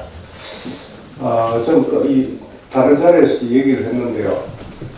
이 소위 소득주도 성장 이거를 경제 정책에 상당히 핵심적으로 내세운 데는 물론 그 현 정권 에서는 우리도 이 경제학자를 비롯한 그 지식인들 책임도 좀 있다고 생각합니다. 이 도대체 머릿속으로 생각하는 이 개념을 한국가의 제일 핵심적인 정책으로 내거는 것을 그게 벗어난 이 2년 동안 이게 통용되니까 이 나라는 경찰서도 없고 제대로 된 지식인이 없느냐 이렇게까지 자문이 나는 정도입니다. 제가 그래서 이게 좀 소위 여기에는 이 진영 논리가 들어가 있기 때문에 제가 다른 이 어설픈 진보와 개념 없는 정치가 만나가지고 이 소득주도 성장하는 것을 이 국가의 가장 핵심적인 정책으로 내세우게 된 거거든요. 그러다 보면은 제가 오늘 잠깐 말씀드렸지만 이게 말도 안 되는 그 내용으로 충돌되고 도대체 안 되는 건데 이게 관계 참 저는 그 이중으로 책임이 있습니다. 저는 한 사람이 경제학자로서 또 이 국경에 관여했던 사람으로서 정말로 너무 답답해서 사실은 아주 온건하게 지금 현 정부를 직접적으로 비판하는 것을 상당히 좀 자제하고 이렇게 하다가 지난 연말에 제가 이 자리에 가서 한마디로 실력도 부족하고 공부도 안 한다고 제가 좀 일가를 한 적이 있는데 그렇기 때문에 이걸 어떻게 바꾸냐 생각하는 것은 저도 이렇게 좀 비겁하게 이야기했고 정치의 몫입니다. 저 같은 사람이 아마 그러지 마자 안 될 것 같고요. 지난번에 그 현실이 자꾸 좀 나아진다 했는데 그거하는 거 거꾸로 가니까는 이 경제부총리 바꾸고 이 정책실장 바꿨죠. 그 바꿀 줄 무슨 메시지가 국민한테 전달이 돼야 됩니다. 그런데 아무런 메시지가 없었죠. 오히려 국민들 그냥 보기에는 그 소득주도 성향 가지고 우리가 자꾸 제기하니까는 그 두 사람 바꾸고 그 내부에서 더 승진하는 식으로 이 사람을 가져서 기조를 바꾸지 않겠다는 그 메시지를 던진 셈이란 말이죠. 근데 이제 그 2년 차가 지나서 결국은 내부에서 자각을 해야죠. 우선 그 자각이 먼저입니다. 이렇게 가다가는 국민들한테 자꾸 이 거짓말 하는 것밖에 안 되겠다는 무슨 자각을 해야 되고요. 소위 그 진보라고 하는 것이 그렇게 어설픈 논리 가지고 진보가 될 것 같으면 이 세상은 그 진보는 벌써 이루어졌습니다. 진보라는 게 얼마나 어렵고 고통스럽고 고민이 필요한 것인지 이걸 알아야 됩니다. 저는 노력을 하는 얘기인데 진보가 그렇게 쉽게 거의 소득주도 성향처럼 하나 가지고 분명한 성장을 해결하는 이런 게 진보라면은 세상은 그 진보하는 삶이 어디 있겠어요? 그만큼 어려운 겁니다. 그래서 어렵다고 인식을 하고 그렇게 보여줬는데 결국은 이 정치권에서의 견제 역할이 저는 상당히 중요하다고 생각을 합니다. 그래서 그냥 이런 정책 책임 있는 정책 당국자가 어물어물 넘어가려고 할 적에 그걸 쏙쏙 깊이 파가지고 국민들이 그야말로 제대로 이해할 수 있도록 그런 견제를 해야 필요한 것 같고요. 그보다 앞서는 우리 대통령이 좀 생각을 바꾸는 게 제일 빠르긴 할 텐데 이야기하신 대로 별로 그럴 가능성도 저는 잘 안 보인다고 저도 생각합니다. 저도 비겁하게 이건 정치의 몫이다. 정치하는 사람들 여러분들이 좀 잘 좀 해줘서 이런 이렇게 답을 하겠습니다. 이혜은 위원장님 먼저 신청해 주셔서. 네. 장관님 말씀 너무 속이 시원합니다. 그동안 저희들이 소득주도 성장에 대해서 이거는 터털머지다 그런 얘기를 많이 했는데도 정치인이 아닌 학자이시고 공직자셨던 장관님 입에서 그렇게 말씀을 해주시니까 너무 감사하고요. 일단 저는 장관님 프레젠테이션에 거의 100% 공감입니다. 근데 조금 몇 가지 여쭙고 싶은 것은 지금 마이너스 성장을 실현하고 나서 정부가 하는 얘기가 이건 소득주도 성장이 잘못됐다는 게 아니라 대외 여건이 너무 안 좋아서 그렇다 이렇게 발뺌을 하고 있는데 제 생각에는 대외 여건은 지금 어느 때보다 좋았다고 보거든요. 수출이 대부분이 우리나라에서 미국 그다음에 유럽 양대축이 상당히 호황을 겪었는데 이런 상황에서 우리 경제가 부진한 이유를 대외 여건에다 지금 핑계대기는 좀 어렵지 않나 하는 생각이 들어서 그 부분에 대한 장관님 의견을 좀 여쭙고 싶고, 그 다음에 두 번째 이제 최저임금이 어떻게 보면 소득주도 성장의 가장 대표적인 정책처럼 그렇게 되어 왔는데 2년 만에 30% 과속한 이 부분에 어떻게 보면 부작용에 대해서도 장관님께서 최저임금 취약 3대 업종의 고용 감소를 얘기해 주시면서 말씀해 주셨는데, 지금 이 상황에서 이제 전환, 재검토 이런 게 필요한 시점이 아닌가 하고, 올해 최저임금을 동결하는 게 좋은지, 아니면 뭐 동결이 아니라 한 어느 정도 예년 수준, 예년이라는 것은 문정부 출범 이전에 한 7% 정도 되는 그 정도인지 구체적으로 생각하시는 선이 있으면, 올해는 그렇게 숨고르기를 요 정도 했으면 좋겠다 하는 선이 있으면 좀 말씀을 부탁드리고요. 그 다음 세 번째 질문은, 지금 제가 얘기하는 게 이게 너무 일률적인 최저임금이 업종별로, 지역별로, 또 사업장 규모별로, 숙련도별로, 또 연령별로 이 차등화해서 여건을 감안해줘야 되지 않냐는 논의들이 많이 나오는데, 현 정부는 차등화 어렵다는 그 기존 입장을 굉장히 강경하게 고수하는 것 같습니다. 이런 어떤 형태가 됐든 우리한테 맞는 형태의 차등화가 필요하다고 보시는지에 대해서 좀 말씀 주셨으면 좋겠고, 아까 정년 현장에 대해서 말씀 주셔서 감사합니다. 저희들도 이게 선거용이라는 정치적 목적 외에 왜 지금 이 어려운 경제 문제가 산적해 있는 마당에 이런 얘기를 부총리가 뜬금없이 꺼내나 굉장히 이해가 안 되는 상황이거든요. 그래서 이 부분에 대해서도 지금 우리가 임금 피크제 법적인 통과 없이 정년 연장한 지가 불과 몇 년 안 되는데, 또 임금 피크제에 대한 어떤 보장도 없이 이런 얘기를 꺼내는 게 오히려 혼란을 가중시킨다고 생각하는데, 그 문제에 대해서 뭐 그냥 장관님께서 한번 일침을 좀 해주십시오.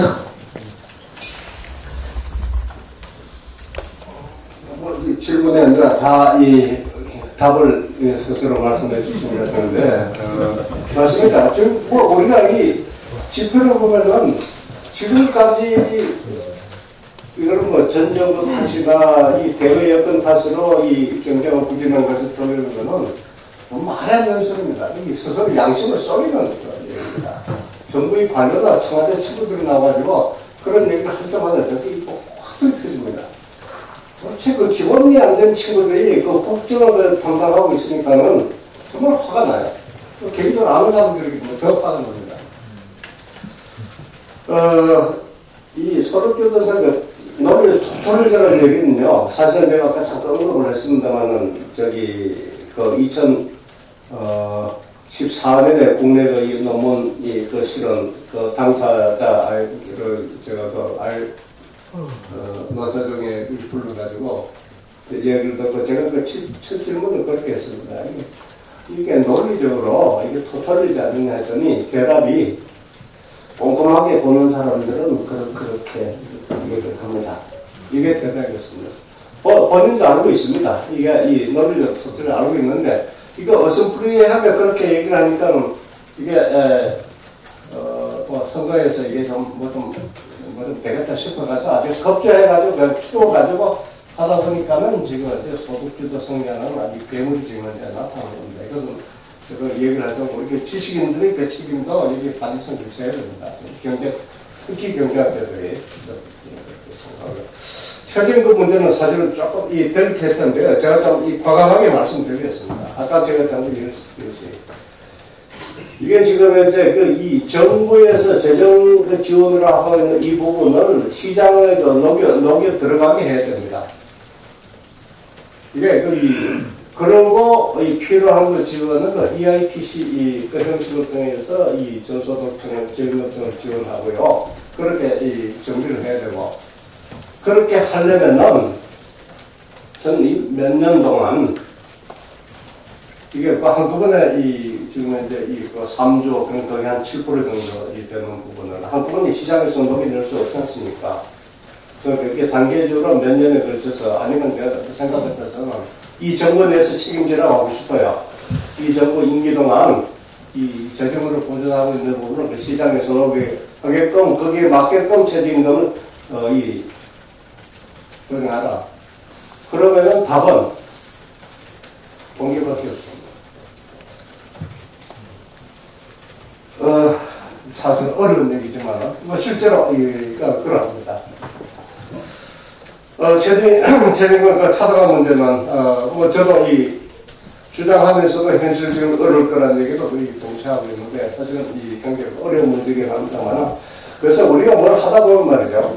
제대로 이 추적을 정책적으로 준비도 하지 않고 그러니까 이 정치적인 분위기에 따라서 뭐 갑자기 뭐 하고 이런 이 우려를 범하는데 정책도 그야말로 상당히 준비를 좀 많이 해야 됩니다. 그래서 우리가 이거 차단화의 여부 그리고 그 지역별 업종별 뭐 이런 여러 가지 있을 적에 그것이 현실적으로 한국 사회에서 어느 정도 가능할지 그렇게 심층적인 검토를 시작하는 것은 저는 이게 찬성입니다.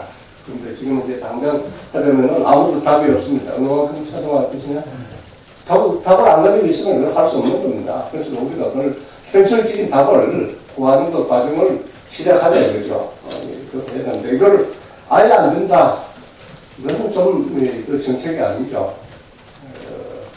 정면연장은 말씀하신 대로 왜 하필 하는 건지 저도 참 이 나라에 살면서 이 나라가 이해가 안 될 때가 가끔 있습니다.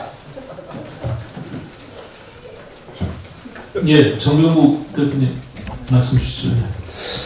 예, 우리 장관님 말씀 잘 들었습니다. 그래서 저는 요번에 4차 산업 특위에서 이제 미국 실리콘밸리를 중심으로 쭉 둘러보고 왔어요. 기술 변화가 급격하게 변화를 하고 그러면서 그걸 주도하고 있는 대기업들 관계자들을 만나면서 거기에서 나온 얘기가 이제 로봇의 얘기를 해요. 근데 우리가 기본적으로 지금까지 우리나라에서 일부 진보 정치인들 진영에서 기본소득 얘기를 하지 않습니까? 근데 이 4차 산업혁명 시대가 본격적으로 도래를 하고 실질적으로 그 로봇세가 현실화되게 된다고 하면 그 기본소득이라고 하는 게 지금 좌파 쪽에서 얘기하는 진보 쪽에서 얘기하는 그런 개념이 아니라 실질적으로 이것도 우리도 도입을 하지 않으면 안 되겠구나 하는 생각을 가지면서 근본적으로 노동시장도 혁명적으로 바뀔 수밖에 없는 거죠. 지금 정규직, 비정규직을 나눈다는 것도 개념이 모호해진 거고 또 거기에서 얘기를 하는 것들이 향후 앞으로는 잡이 없어진다 하는 얘기를 해요. 오만 남는다. 결국은 프로젝트별로 일을 할 수밖에 없는 거고 평생 교육을 해야 된다 하는 얘기를 한단 말이죠.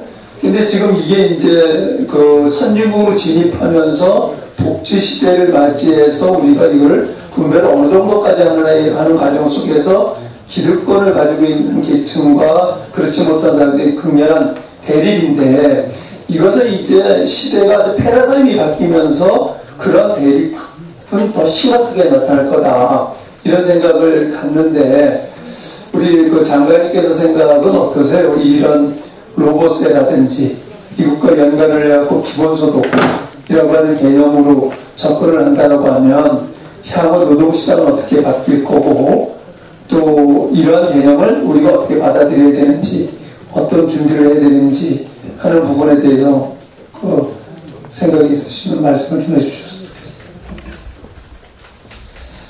좋겠습니다. 사실은 우리가 이 아주 말로는 쉽게 4차 혁명을 얘기하지만 이게 현실적으로 어떻게 전개될지는 정말 이 과정이 다음 과정을 만들고 그러기 때문에 아주 예상하기는 상당히 좀 힘들 것 같습니다. 하지만 그 분명한 것은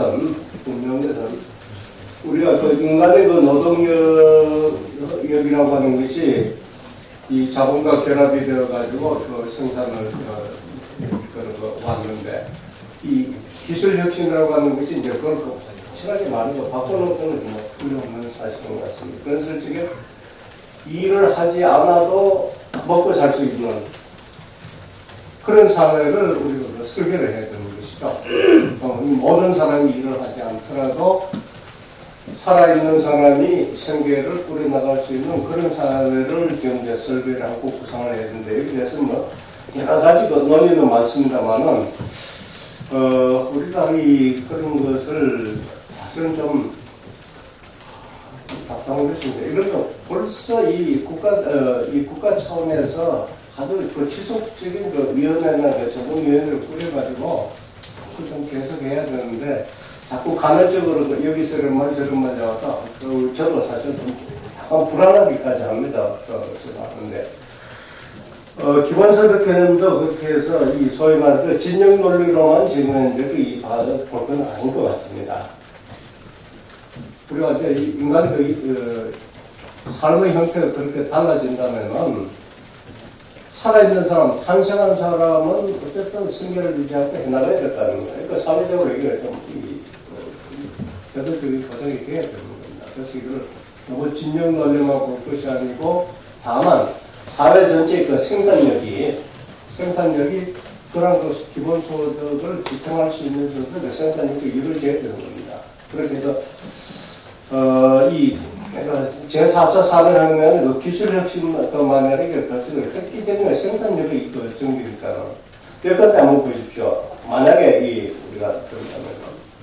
우리가 전쟁이라는 것이 굉장히 파괴적인 부분인데 아주 이 단기간 내에 대량적인 파괴를 통해 가지고 파괴는 크겠지만 그것을 기반으로 해서 또다시 다른 이 변화가 또 일어날 수 있는 건데 말이죠.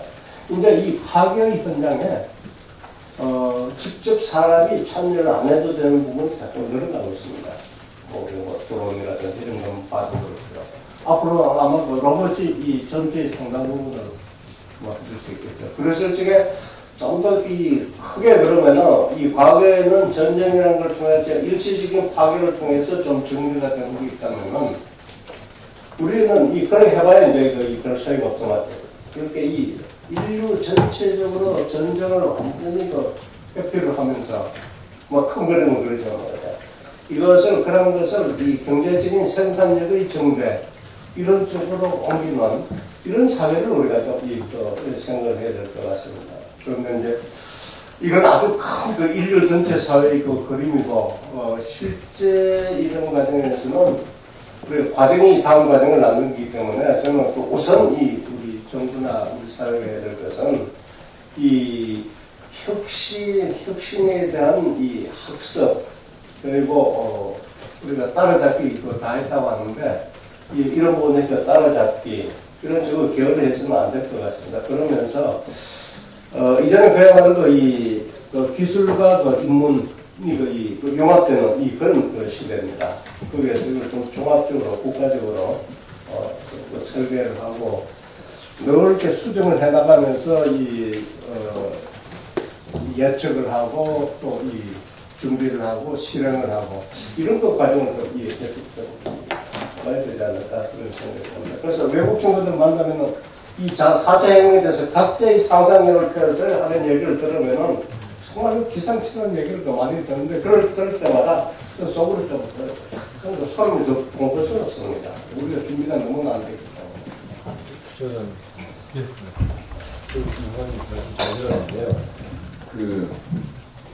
저는 제가 중국 쪽 자주 가는데 요즘은 가면은 확실히 우리가 추월 당했다. 4차 산업혁명, 인공지능, 자율주행차 등등 이제 중국이 확실히 그냥 확 추월해가지고 가고 있더라고요. 지난번에 신화통신사 가니까 거기 있는 AI 방송을 하더라고요. 그리고 AI 기사까지 쓰고 그리고 우리 연합TV, 우리도 연합TV가 있는데 거기는 국가지원금을 거의 안 받아서 깜짝 놀랐어요. 신화통신사가 국가지원금 많이 받는 줄 알았는데 안 받더라고. 거의 안 받고. 근데 이제 중국하고 한국에서 4차 산업혁명 수용성이 왜 중국이 넘느냐. 한국의 이제 민주주의가 기득권 민주주의로 변질된 거다. 그러니까 약자들의 민주주의가 아니라 많은 곳에서 그런 충돌 사례가 예를 들어 택시하고 타다 이만큼하고 그리고 좀 있으면 이제 택시 타다 해결 안 되면은 자율주행차는 아예 운전기사가 사라지는 건데 그거는 대한민국에서 불가능한 꿈이 되는 것이고, 이러면은 미래가 막막해지잖아요.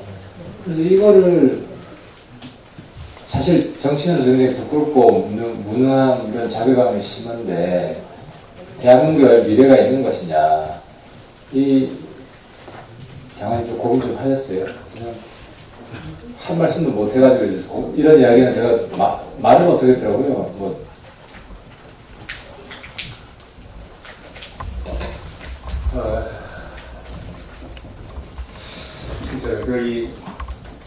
저는 가끔 요새 이런 생각을 해요.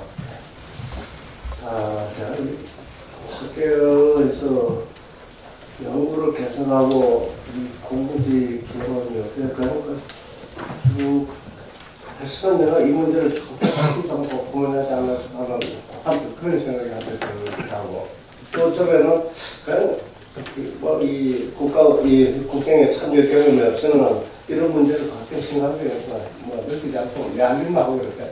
그러니까 이 두 가지 생각을 동시에 하는데요. 전 사실은 이 고민을 우리가 이 국가적으로 집단적으로 좀 상당히 공부심을 시켜나가야 될 것 같습니다. 특히 저는 우리가 아주 오랜 힘든 과정을 겪어가지고 민주화를 했잖아요. 그래서 민주화에 지금 알맹이를 들어다 보면은 우리가 이란 기득권에서 나오는 이 갈등들을 하나도 조정하지 못하고 있잖아요. 이건 노사 관계만이 아니라 보면요. 방금 제가 얘기하셨지만 우리가 지난번 참여정부 때에는 식당 하시는 분들이 장사 안 된다고 밥솥 들고 나와서 요새 타다 이거 택시 하니까는 택시기사 분신하고 그렇게 해서 정말 우리가 그 민주주의라는 거를 절차적 민주주의 등등 했지만은 내용을 들어가다 보면은 실제 우리가 이 시민사회, 일반사회에서 그 민주주의가 체제가 되냐는 이건 아닌 것 같단 말이야. 그럼 이거를 자꾸 그 지도자라면 정치인이라면 이걸 자꾸 설득을 하고 그렇게 해서 서로를 이렇게 이해하는 데서부터 그 사명을 추구하게 돼야 되는데, 우리는 일단 무슨 이렇게 이슈가 터지면은 우선 이 적대감부터 먼저 딱 주목부터 지지 않습니까? 그래서 이게 좀 바탕이 안 돼가지고 우리는 자꾸 뒤틀어 줄 수밖에 없다는 생각을 하게 되면은 정말 어떨 때는 상당히 좀 이런 얘기를 공개적으로 하기는 저도 상당히 두려운데요. 중국 얘기만 하더라도 제가 벌써 10년이 지났습니다만 그 정부에 있을 적에 이 중국 그때 우리가 뭐라고 그랬냐 하면요, 이 조선업이나 이런 것들은 우리가 이 중국이 우리 따라오려면은 적어도 10년 이상 15년 더 있어야 된다 이랬습니다. 그러면서 그때 이 중국은 그 연안 해안의 수심이 깊어가지고 이 조선 사업을 그만 이렇게 좀 할까. 그리고 이 조건에서 그렇게 이 얘기를 해양수로 이렇게 이 얘기 좀 처음 이야기하는 겁니다. 그래서 제가 이 중국 갔을 적에 중국 그 정부에서 어디 가보고 싶은데 딱 한 군데만 딱 한 군데만 이야기하면 자기들 안내를 하겠다 그래서 제가 그 조선소 짓고 있는데 제가 그 노동부 장관이 조선소 짓고 있는데 가보자 그러니까는 이 거절을 하더라고요. 그래서 제가 방문해서 딱 한 군데 그 이야기하면 그게 해준다고 안내한다고 하지 않느냐. 그래서 오겨가지고 제가 가니까 자동차 그 옆에 부사관 펴고가지고 볼 수 있는데 볼 수 없는데 이렇게 다 안내를 하는데 제가 그때 느낀 것이 이 중국 조선이 금방 우리 따라가고 그러는 그런 공포감을 가졌습니다. 수심이 그 깊으면은 그때 보니까는 제가 연안에서 우리가 조선 독거 같은 걸 하는데 바다 그 안쪽으로 쫙 들어가고 있더라고요. 그래서 그래서 제가 돌아와가지고 담당자 장관한테 근데 이거 좀 우리가 상당히 경계심을 가져야 된다고 얘기를 했는데 하여튼 그 보면 여러 가지 요새 고민이 많이 드는데 우리가 이 중국이 자꾸 저렇게 추월하고 따라하는 게 어떨 때는 엉뚱한 생각을 합니다. 저게 사회주의 체제가 돼서 일사불란하게 막 갈 수 있기 때문에 그런 건가? 그럼 그 민주주의는, 이 민주주의 체제는 그걸 못하는 건가? 그런데 이게 하는 거거든요, 원래는. 이 사회적인 컨센서스를 모아가지고 가는 건데, 우리는 그 민주주의는 민주주의지만 완전히 그 방금 말씀하신 대로 기득권 건드리면은 흔하게 전쟁이 벌어지는 이런 민주주의니까 저는 요새 이 고민만 합니다. 저도 답은 없습니다. 그런데 이게 상당히 심각하기 때문에 국가적인 집단적인 고민을 좀 해야 됩니다. 이 개별적인 고민은 물론 이제 다 모으는 수준이 되겠지만 이게 뭐 우리가 여쭤봐 이 바른미래당 아닙니까? 이 당이 그 미래를 좀 생각하시고 그런 그 집단적인 그런 이 언어를 좀 해주시기 바랍니다. 네, 정순호님. 장관님, 지금 시대 정신으로 보면 결국 4차 산업혁명 시대에 맞는 그러한 미래 경제 정책으로 가야 되는데 지금 기존 2년간 정책으로 세운 거는 결국 거꾸로 가는 정책. 이 소위 얘기해서 임금 문제, 근로시간 단축, 비정규직 제로화 같은 거는 이게 제도를 굳건하게 그거를 더 구체화하고 더 강화시켜버리는 거거든요. 근데 이게 OECD 국가에서 이렇게 하는 나라가 혹시 있는 건지 하나 여쭤보고 싶고요. 두 번째로는 지금 현재 우리 자유시장 경제 체제 하에서는 오늘 어떤 제도를 만들 때 자유시장 경제의 자율적인 것을 전제로 하고 정부는 거기에 대해서 도저히 안 될 때 좀 이렇게 제한을 가하는 게 자유시장 경제 체제라고 보는데 오히려 제가 지금 2년간 들여다보면 아예 이 자유시장 경제 체제를 완전히 뒤집어서 사회주의로 가는 것이 아닌가. 그러지 않고 어떻게 이렇게 할 수 있는 것인가. 또 하나는 한 번도 경험해보지 않는 나라를 만들겠다 해서 야 이게 무슨 나라인가 봤더니 지금 이런 나라 만들려고 하는 것이 아닌가.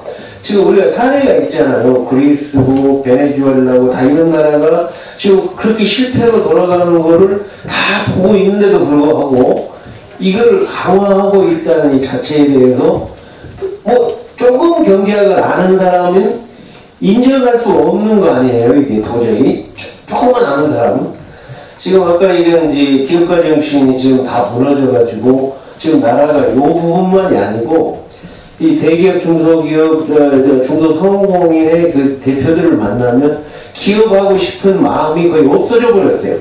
그게 가장 심각합니다. 우리 지금 제가 본 관점은. 그래서 그 부분에서 진단을 잘 해야 할 것 같고요. 두 번째로는 그러면 이런 상태에서 지금 최저임금 동결한다고 저는 된다고 보지 않습니다. 이미 30% 올라간 게 이게 도저히 견딜 수 없는 상황이 됐어요. 그래서 이 부분에 대해서 제가 한번 그 방법을 하나 찾아본 게 지금 5인 사업장 이하가 너무 경직되어가지고 안 되거든요. 그래서 아예 법으로 5인 사업장 이하 정도는 최저임금을 예외로 하는 그런 걸 법으로 만들면 아까 정치 문제를 해결하라 하니까 또 외국인 근로자 천국이 됐습니다. 그 외국인 근로자는 오면 한 3년 정도는 한국말도 못하니까 인턴 제도를 도입해가지고 아주 값싼 노동력. 아니 100만원만 줘도 캄보디아 사람 오면 5배 받는 거거든요. 근데 왜 그 사람들을 아니 한국말도 못하는데 꼭 최저임금을 다 150만 200만원 줘야 되냐. 저는 이게 좀 답답해요. 제가 이제 농업 쪽이니까 농업 현장에 가도 그 최저임금 이상을 다 주고 있으니까 이게 말이 안 되는 거 아니냐. 그래서 이제는 그런 세부적인 걸로라도 보완해야 하는 거 아닌가. 뭐 이런 생각을 해서 대안을 조금 얘기했으니 그것까지 답변드려요.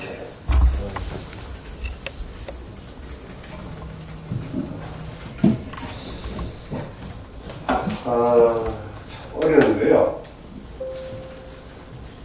현실을 필요에 따라서 조정을 해야 되는 건 맞는데 이미 이까지 와버린 현실을 조정하는 것은 굉장히 어려운 것도 사실입니다. 지금 우리나라에서 말이죠. 사실 이 외국인 근로자 뭐 권익 등등 해가지고 제가 노동행정 맡았을 적에 그때도 기업하신 분들한테 항의를 많이 받았습니다. 방금 말씀하신 것처럼 실제로 노래원보다 조금 이 임금 저기들 좀 싸게 좀 썼으면 좋겠는데 왜 그 정부에서는 자꾸가 이 책임을 이 적응하라고 그러냐. 그래서 이것도 우리가 이 국제적인 그 관계도 있기 때문에 아이라든지 이런 데에서 또 이 끊임없이 또 우리 이 소위 그 진보 전쟁에서 보면 그런 문제를 끄집어내 가서 자꾸 이제 그 문제를 제기를 하잖아요. 그런데 그거를 그 차별을 실질적으로 그 차별을 정당화하는 논리가 그때 산업 연수장 계좌 가지고 그 처음에 좀 얼마나 반성했는데 이제 이 문제를 가지고 자꾸 이제 제기를 하시고 이 어떻게 차별을 하고 해서 이게 이미 이제 그 시중 소위 시중한 단계거든요. 그래서 사실 하는 건 참 굉장히 어려울 것 같고요. 그러니까 저는 조금 그 최저임금 제도 그 자체가 시장에서 형성되는 그 임금보다 더 높은 수준에서 우리가 이제 제도적으로 정부 개입해서 하는 건데 그걸 상당히 좀 합리적으로 그 현실을 좀 바뀌게끔 그렇게 좀 하면서 이 차관이 좀 늘려가지고 기간을 늘려가지고 좀 해소시키는 그런 이 방안에 지금 이제 완전히 그 뒤엎거나 달리하는 것은 굉장히 힘들 것 같습니다. 아니 이 바른미래당이 만약에 그런 그 정치력이나 그런 게 있으면요, 제가 좀 그렇게 한번 해보시라고 하고 싶은데 우리 이 여당이고 야당이고 그런 정치력을 가지고 있는 이 그 집단이 없습니다. 그런데 우리가 실력이 안 되는데 그걸 어떻게 합니까? 그 5일 사업장 이하로 해결. 네, 지금 그 이야기 한번 그 용기 있게 한번 꺼내 보십시오. 반응이 어떨지. 그럼 정치로 해결이 안 되죠. 네, 아직 많은 의원님들께서 질문이 남으셨겠지만 저희 예정된 일부 시간이 이미 훌쩍 지났습니다. 뜨거운 열정으로 특감과 자유토론에 응해주신 김대환 장관님께 진심으로 감사드립니다. 열강해주신 장관님께 감사의 박수, 큰 박수 부탁드리겠습니다. 저희 그러면 잠시 휴식 시간을 갖도록 하겠습니다. 휴식 시간은 지금부터 이제 10분 뒤인 4시 15분까지입니다. 그리고 원내 이후에는 원내 현안과 당내 현안 관련하여 비공개로 자유토론을 이어가도록 하겠습니다. 늦지 않게 입실해 주시기 바랍니다.